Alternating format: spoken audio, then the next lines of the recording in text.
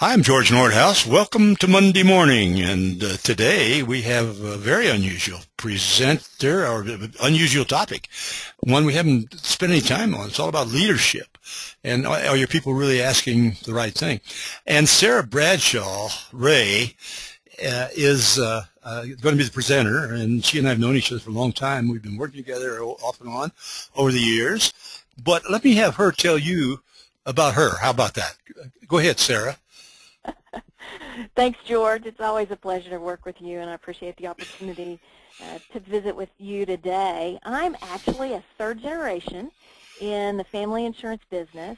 Our original contract was dated back in 1926, and perhaps like most of the people that might be on the call today, I was raised in the insurance business. My first job was actually cleaning toilets and typing fireplaces as a kid. You have a picture. After graduate. You have a picture Go of them. ahead. You have a picture of your family. I do. Okay, let's see it.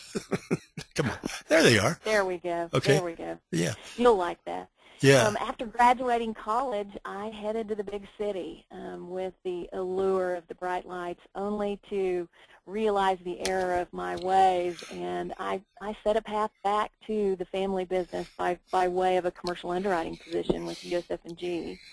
And it was during that time that a lot of what we're going to talk about today began. I took over the helm of the agency in the late 80s and started writing lots of business, and like good agency managers, my folks put me in a leadership role. And so it was through kind of the school of hard knocks, perhaps, that I learned from those knots of wisdom. And it was about 5 years ago that I got the opportunity to sell my agency to my partners, to retire my folks, and jump out into agency management consulting. And I call myself a synergy strategist, which is really kind of just a techie way of saying that I like to help people recognize the good things that are going on in their business and take advantage of them. And we just capitalize on the kind of that X factor of synergy, which is the foundation of the name of my business, SynerDynamics Group. Along the way. You've created I've talked to people that you've worked with, and you certainly have a good reputation in that short period of time. Of course, I think all that work in that agency was the best thing you could possibly have done to become a good, like the ones that I know, like Addis and Roger Six, every one of them has been an agent at one time, those good ones. And that helps tremendously. It's got to. Right. All right. Well, and the cool thing is, I had a business degree from Oklahoma State. I had a solid educational foundation, but it was really that real world management that was quite different than the book world. And so I engaged in a business coaching relationship. I dug a lot deeper into practical real-life business management concepts and ideas. And it was in that early stage that, like 25 plus years ago, that I took my first Myers-Briggs personality profile. And that was kind of the beginning of my formal fascination with behavioral profiling and really what makes people tick. And it was through that process, George, that I realized the perception versus reality conundrum that I think exists between agency principals and how they view themselves versus how employees see them and their actions. And that's really the core of what, I think we're going to talk about today, is this perception versus reality idea. And while perception and its importance is probably a whole nother topic for a whole nother Monday morning, what I learned about my personality type was that the very direct, decisive, dominant part of my personality, coupled with a very task orientation versus people orientation, really began to be a bit of a rub. And so as a manager, I realized that I had to engage my staff at a much more personal level. I did the typical management by walking around type thing that you probably hear folks talk about, and I would talk to my staff about their kids and other stuff that I knew that was going on in their life. But because of that personality blend that I told you about, the things that I thought might be perceived as warm and fuzzy, like this little tabby on the screen, my staff really actually saw me as this lion sizing up its next meal. And so the things that I thought were there to help and encourage them, they really took as a kind of a dictatorial line of instructions with little room for error. That's fascinating. You know, the thing that I find interesting is that, you know, we kind of see ourselves completely differently than often you might see me on the other side of the desk. And so I think what I'd like to share with you and your listeners today is really how important it is that we understand what the reality is of how we are perceived as a leader, and or how we want to be perceived as a leader. You know, when I get to do this visit live with folks, I actually step away from the traditional PowerPoint presentation. I actually show my laptop screen, and I go and I record answers to questions that I pose to the audience, who are typically agency owners and principals.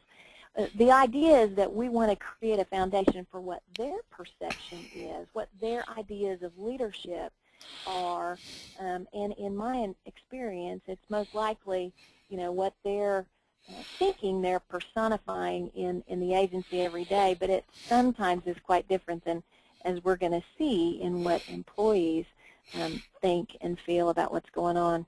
So one of the first questions that I ask is this: what characteristics are most important as a leader?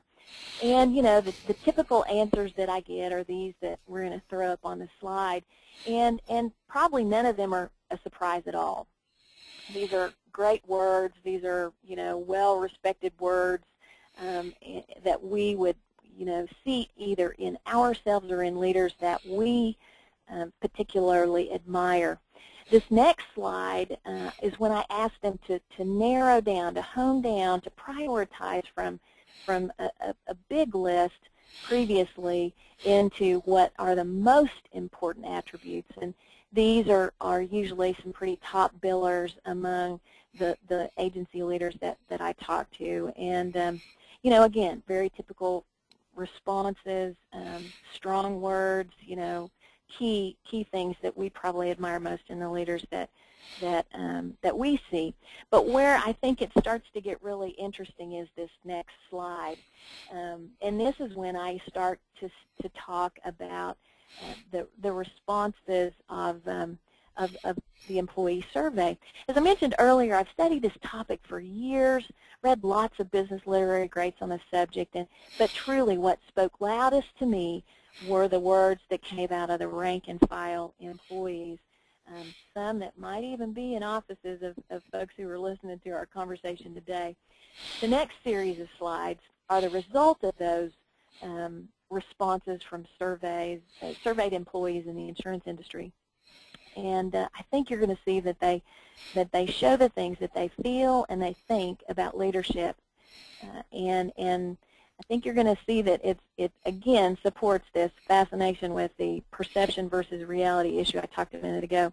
But I need to warn you, maybe not everything you're about to see is going to be pleasurable, but what's most important is that we use it as a framework for recognizing what our employees' perception is, which is, as we all know, typically what their reality is as well. So this next list, we showed the surveyed employees a list of 28 of the most popular leadership attributes listed in typical leadership writings, and this was the response in order of importance that they came up with.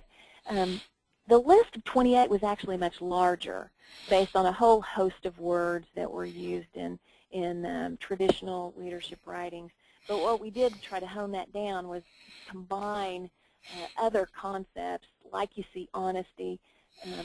We also saw integrity, ethical, trustworthy, credible, those kinds of things, and as you see the list go down. I want to show you another slide because these were the balance of those 28 words. And I show this because you're going to see some pretty important words that are there. And I think we as leaders, see lots of very important words there, characteristics that we aspire to be. But, what was most telling to me was that these never even came up on the employee's radar. And so, you probably weren't taking notes when I showed you the last list that showed the leadership outcome. And so I want to remind you what they said they thought was most important.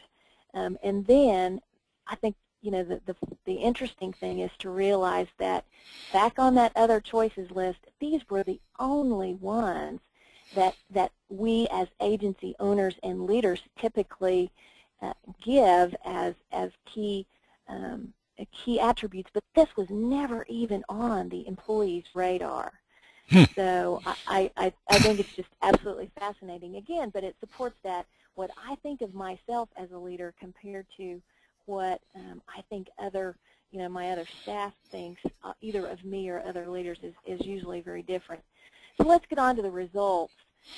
When we asked respondents what the single most important characteristic in their leader was, this is their response.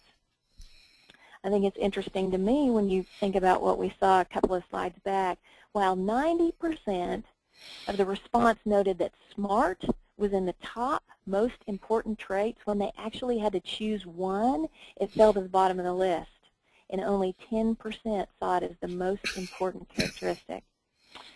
The majority of the responders felt that being committed and honest were the highest and singly most important characteristic in their leader compared to typical leadership responses. That you remember from this list from agency principles, and that they thought being focused and inspiring and confident, and those things were far more important than what our employees said. They really need to see commitment. They really need to see that their leaders are honest compared with what our leaders think is most important. Now this next one is where it starts getting a little sticky and a bit eye-opening.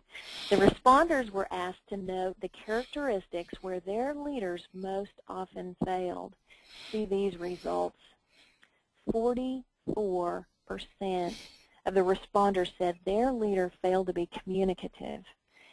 This tracks along with many popular philosophies on communication as the #1 reason for relationship failure, and I think we see it in both personal and professional alike. It's the lack of or poor quality of communication that breaks down a relationship. Sara, I'm so silent. I am amazed because I'm learning so much here. Normally I talk a lot on this, but I want you to keep going. You're doing great. I'm learning. Thank you. I thought I was excellent. I thought I was better than that in a lot of places. I'm embarrassed. Go ahead. Well, that second note there, I think, is one that is also fascinating. 34% felt their leader showed a lack of commitment, and that their ability to make decisions was another area where they most failed. That couple of slides back, we saw where commitment was the #1 most important characteristic that employees needed to see in their leader, and so it's a little staggering.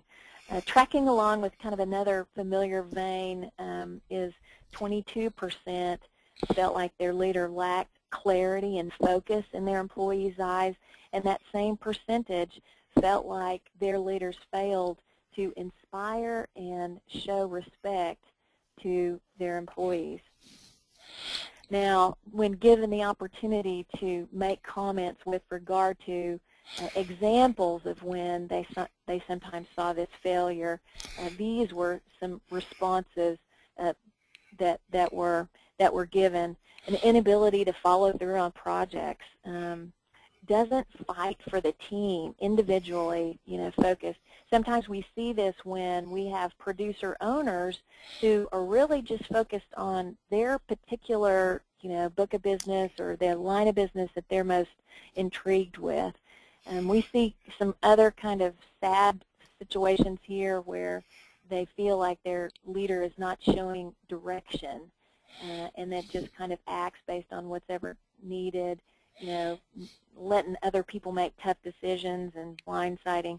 I think these are surprising and yet in a lot of cases very disappointing to see that our staff is perceiving us in these particular ways. But again, it is a part of that chasm between the perception and reality that we need to make sure we as agency leaders are bridging. I think another interesting thing is when we asked what characteristics were most needed but not possessed, and these were the responses. Again, we see the importance of that decisiveness, the collaboration, the commitment. I realize it's a little staggering to think that agency leaders might lack decisiveness or the ability to collaborate, but the numbers don't lie. And some of us might think that our staff just doesn't like us and they sabotage the stats, but unfortunately these track across national averages and really aren't unique to this particular iteration of data.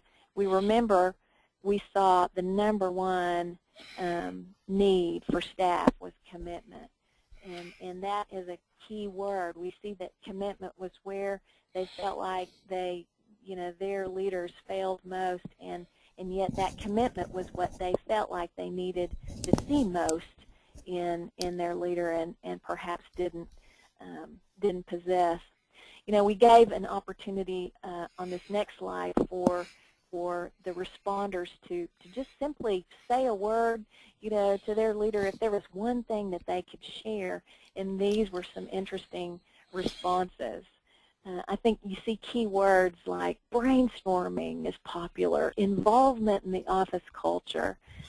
Leaders need to know where they're going and then tell their staff about being open, communicative, being consistent. Communicate with everyone, not just a few, and expect it to get around. I'm afraid that this probably happens sometimes more than we would care to see. So here we are. Question that probably most, if not everybody, who's listening today is going, okay, now what do we do? I think the message that I want to share, and that I hope that we walk away from this, is that it is a big deal. There is a big difference between what our staff sees, needs, and wants, and what we most likely think we're delivering as agency leaders.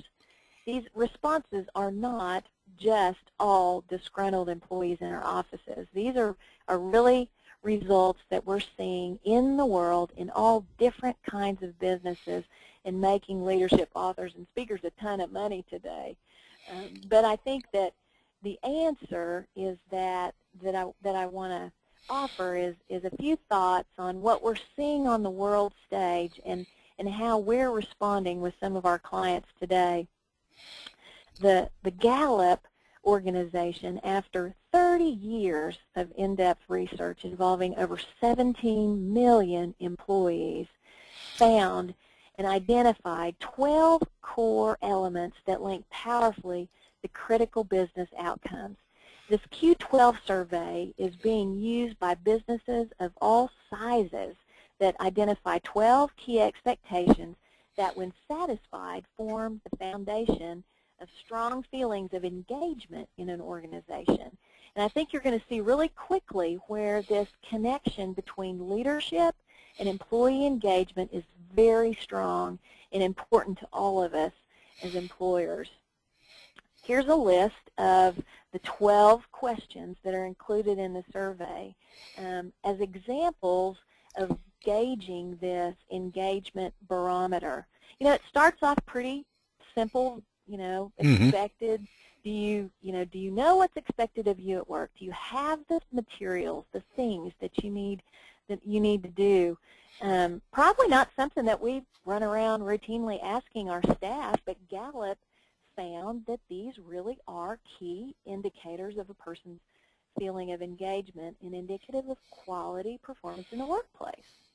I think that this fourth bullet is where you begin to see this leadership and engagement link. In the last 7 days, have you received recognition or praise for doing good work. And I think even the slightest bit of recognition can go a long way to keeping good people engaged in our work. Let's look a little bit further. Does your supervisor or someone at work seem to care about you as a person? Gallup supports that employees who are actively engaged in their work and performing, they're actually performing in the top percentiles, and those are the ones who feel engaged because their supervisor, namely, or someone else in the organization that they're really connecting with. I think the thing that I'd like for you to know and appreciate today is that the largest and leading corporations in the world are asking their employees these questions and basing much of their strategic planning and corporate decision on the answers. So that's a little bit about how Gallup went about gathering this data. Now let me show you what they found, because I think this is fascinating. Gallup identified 3 groups of people that our staff fall into in agencies today.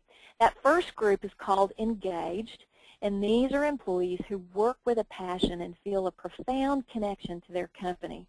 They drive innovation and move the organization further. Gallup recognized that 28% of the people in our agencies and or the surveyed population represent this engaged group. The next group is not engaged. These folks are essentially checked out. They're just sleepwalking through their workday. They're putting in their time, but not enough energy or passion into their work. Gallup says that this is 54% of our workforce today. That's scary. Wait, well, just stay with me because the rest is really scary. All right. Actively engaged is that third group. And these folks, they're not just unhappy at work, they are busy acting out their unhappiness. Every day, these people are undermining what their engaged coworkers are doing. Oh my gosh. 18%. Okay, so do the math on the bottom two. 72% of our workforce is either underperforming or actively undermining the work of others in our organization. Now, in my staff, before I sold the agency, that meant 19.8 of my 25 employees were either actively not doing their job or, worse yet, consciously working hard to take my agency down, which meant that left really only my family that was engaged in the process, which is kind of scary, but I'm afraid probably more true than not. To take this leadership and engagement thread just a little further, I want to share with you what Carnegie's organization, the Dale Carnegie Training Organization, uncovered worldwide about major drivers of employment engagement in the U.S. workforce that tie to Gallup's research and form this link again between employee engagement and our topic today. Carnegie studies showed 80% of employees who are dissatisfied with their immediate supervisor are disengaged. Now, specifically, these 3 factors that they found that drive employee engagement are these: relationship with the immediate supervisor, belief in senior leadership, and pride in working for their company. Now, while that last one is a key driver to consider, our focus today, is to look at what Gallup and Carnegie both found and how critical employee engagement is to business success, and leadership at all levels is really at the core. I think we as agency leaders need to recognize that our leadership perception might not equal what our employees' reality is, or perhaps what they need to see in their leader. So we're seeing our clients beginning to use the Q12 literally, or at least concepts of polling their staff in one way or the other, and then making business planning decisions as a result of their findings. The key here is that if you don't ask, you're not going to know. And so, as I showed a little bit earlier, our perception isn't always what our employees' reality is, and we need to recognize that and then consider how our leadership style really needs to reflect what our employees need as well as what our business has to have to be a success. Well, let me ask something. How would you suggest that agents, managers, go about, or key people? How do you get this information from your people, or do you? Well, yeah, it's critical, and I think you've got to step back and just decide kind of what's the best mix for your organization. I mean, we're seeing some people use internal focus groups, either of a particular grouping of employees, kind of a homogeneous grouping, or from the same department, or other times it's a real intentional mix of folks, where in meetings they're posing these 12 questions, they're discussing, answers on an open, open format, kind of roundtable discussion. I think the key is, having a good facilitator, and I've gotten to actually do this role from time to time. I think when you've got a kind of a medium kind of ground person, we're finding that a lot of people are more open to sharing their thoughts, but others may be quite capable facilitators. We're also seeing blind surveys as a way of just polling what employees. I mean, even throwing something out on SurveyMonkey or whatever. But I think that the downside to that is that what I like to call keyboard backbone, where we've got kind of passive-aggressive people that have all the backbone in the world to say what they think when they're just sitting behind their keyboard, but face-to-face they would never, give you that kind of open.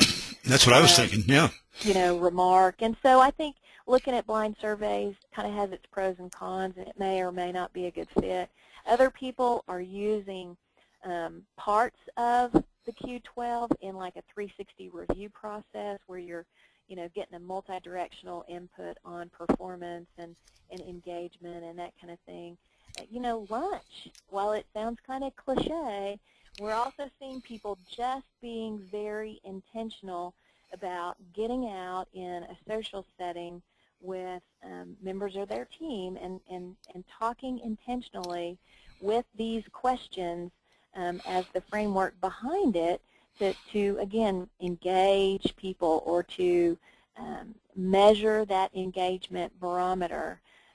So, we're seeing all kinds of hybrids because each one of our organizations are different. And I think that probably the most important thing is that you've got to engage your folks. You've got to engage your people in the feedback process, and then be prepared to do something with the results, be it, planning the future of your business, altering your leadership style, all kinds of things. But again, if you don't ask, you're not going to know. Well, the thing that shook me up more than anything was that one slide in there which shows the disengagement and how many people were that. Boy, I never thought I've managed up to 60 people, not now, but anymore. But I didn't. It never occurred to me that was happening. And well, listen. Let's show people how they can contact you, Sara, and you can answer the. There you go.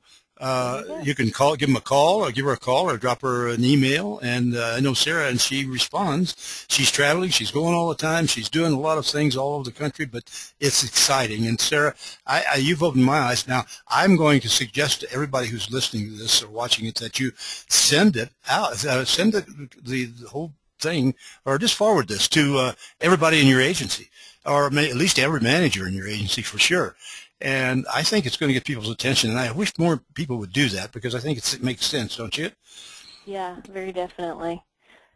Well, listen, thank you, Sara. This is good. I really like this, and I think I learned a lot, and I'm sure a lot of other people do. Let me say one last thing. Don't forget to go back to your email. You can always get the find out where this is archived on Rough Notes and Agencies Online. You can get it, either one of them there. All of these are there, and they're very, very good. I think I'm a little prejudiced, of course, and then go back and see the quiz flash, and that's always kind of fun. Five questions, and also the errors and omissions tip of the week. So I'll see you. Thanks again, Sara. You were wonderful. My pleasure. No surprise. And I'll see you guys all next Monday morning.